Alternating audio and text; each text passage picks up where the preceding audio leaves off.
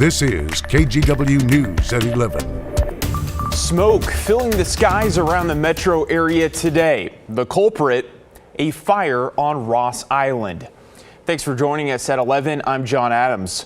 While the smoke has since died down and so have the flames, fire crews say the area is still smoldering.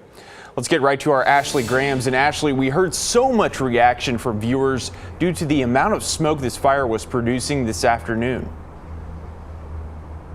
Yeah, John, I had a friend text me and say, what is happening in southeast Portland? I can see the smoke. Others saying they could see it from Happy Valley and Vancouver. Take a look. Dark smoke billowed into the sky Saturday afternoon in Portland, the plume visible for miles. Portland fire and rescue crews traveling in Rescue Boat 21 to the source of the smoke on Ross Island. This video, shot by a boater on the Willamette River, shows firefighters attacking the 3-alarm fire from the water. But they also fought the fire on land. Here's a closer look at what was burning: old equipment and tires, which is what caused the thick, dark smoke. While about 40 firefighters responded to Ross Island, another fire was burning further north on Sauvie Island. Portland Fire and Rescue also sent firefighters there to assist Sauvie Island crews. Car after car left the area as state troopers could be heard telling drivers to evacuate. Well, at this point, details are very limited when it comes to Sauvie Island, but we do know that some crews are still there on scene. As for Ross Island, Portland Fire and Rescue say that they are packing up and leaving tonight. They plan to return in the morning to watch for any of those spots that are still smoldering. John. All right, Ashley, thank you. Definitely a busy afternoon for fire crews. And just west of Ross Island, Corbett Fire says it had to use ropes and lots of water to quickly put out a grass fire along the gorge. It happened around 5:30 this morning by the Vista House at Crown Point. New tonight, one person is dead after a crash involving a motorcyclist and a pickup truck. It happened around 1 in the afternoon in McMinnville near the intersection of Southwest Hill Road and Redmond Hill Road. Witnesses told police they saw a motorcyclist, 21-year-old Cooper Erickson, speeding down Hill Road when he lost control and was thrown off, losing his helmet. Erickson and his bike crashed into a pickup. He was life-flighted to the hospital but died of his injuries. The two people in the pickup were not hurt. There's a traffic disruption for a portion of northeast Portland while police investigate a shooting. It happened in the area of northeast 70th Avenue and Klickitat Street. While police investigate, all lanes of northeast 82nd Avenue and Sandy Boulevard are closed, and line 12 will not stop in either direction at the Sandy and 57th or Sandy and Fremont stops. One person is stabbed, 2 people are shot, but no one arrested after a domestic incident last night in the St. John's neighborhood. Police were called twice to the area of North Fessenden and Macram Avenue. They say the first time a woman was reportedly stabbed by her boyfriend, who left the scene before officers arrived. Then they were called back after a neighbor shot at the stabbing suspect, hitting him and her boyfriend. Both men were hospitalized with serious injuries. The neighbor is cooperating with police. Both incidents are under investigation.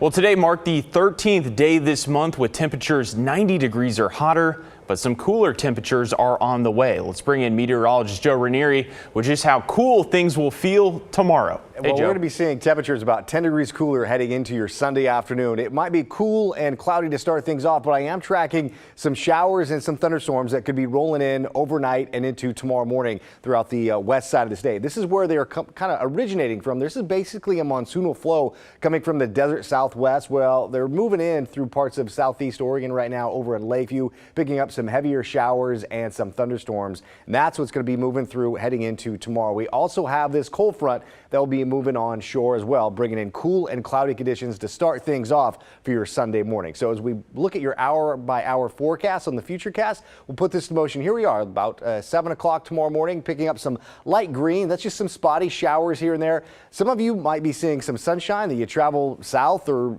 east a little bit, 15, 20 miles, and you could be seeing some thunderstorms roll through.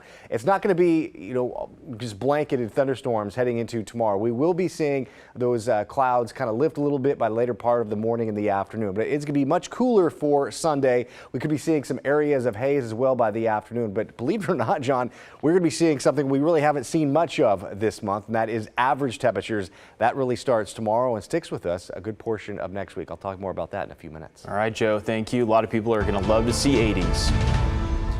We're continuing to track a growing number of wildfires across Oregon, with people in 3 communities in eastern Oregon now on high alert. First, we're going to go to Wheeler County, where the Lone Rock Fire has officially become a mega fire, burning more than 100,000 acres of land. Evacuation levels in the town of Spray upgraded to 3, which means go now. It's still about 40% contained, with nearly 300 homes threatened. In Malheur County, a 4th mega fire has been confirmed right next to another one, the Cow Valley Fire. It's already forcing level 3 go now evacuations. The Durkee Fire was first reported on Wednesday, just a mile west of town. As of tonight, it's grown past 100,000 acres and is expected to continue to grow. And in Grant County, people in the town of Seneca remain under a level 2 get set advisory, as the 117,000 acre Falls Fire has spread out of Harney County and is now just 10 miles away. That blaze has destroyed at least 11 homes, with 2,000 under threat. Altogether, 400,000 plus acres have burned across Oregon so far this season. Just to give that a little perspective, that's more than 4 times the size of the city of Portland. During a briefing yesterday, Governor Kotek and other officials expressed their concern over this strong start to wildfire season.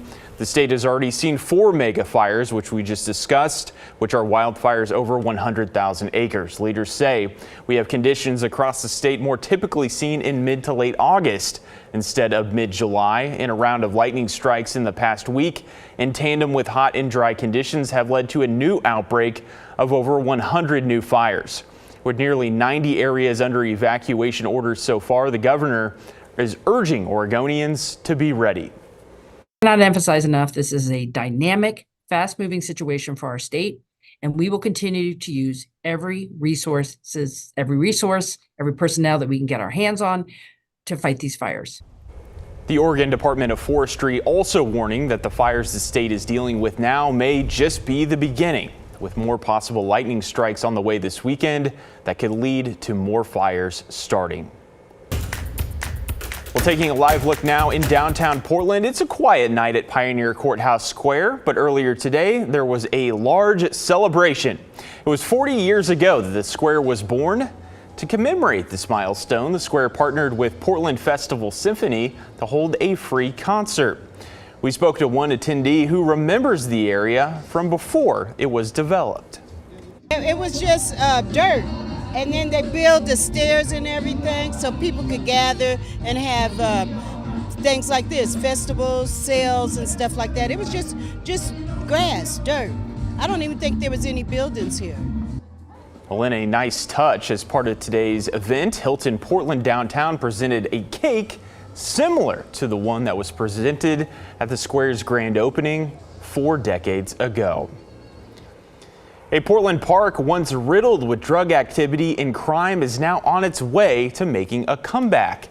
Today, the city started construction on Darcel 15 Plaza, formerly known as O'Brien Square. It's named in honor of the oldest drag queen, Walter Cole, or Darcel 15, who entertained for decades before his death last March. The renewed space will feature a stage, a wall of fame for prominent LGBTQ+ leaders, and even a spot to display artwork. He would be so thrilled. This is such a beautiful, large space. You know, once they cleared it out and did all the excavation, it's a really huge block. Darcel would love that his park is going to be bigger. That park is set to open next summer.